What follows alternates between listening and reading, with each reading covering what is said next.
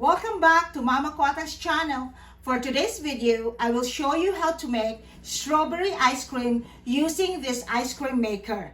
But before anything else, please don't forget to like and subscribe and click the notification bell so you won't miss any of my videos. So, are you excited? Let's go!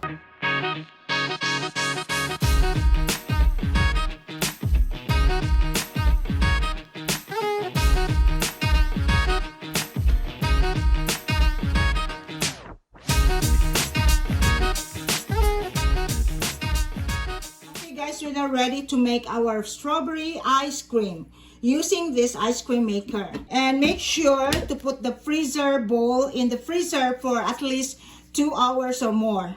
As for our ingredients, so we will use 2 cups for the half and half milk and half cream, 3/4 cup of sugar, 1 tablespoon of lemon, freshly squeezed lemon, and I have here 1 1/2 cups of strawberries, and then 1 teaspoon of vanilla. And then next we'll turn on the machine and leave this for about 35 to 40 minutes.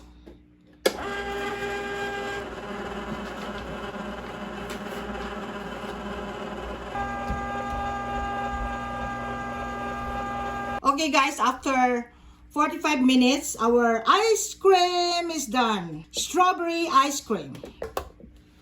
Wow. Guys, if you want it more frozen, leave it longer. Now we are ready to scoop our strawberry ice cream. Okay guys, our strawberry ice cream is done.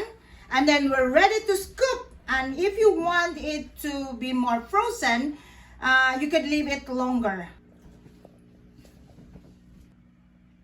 Okay guys, that's all for this video. Please don't forget to like and comment below and subscribe to Mama Quatang channel. Strawberry ice cream. Bye for now. I love you guys. Bye.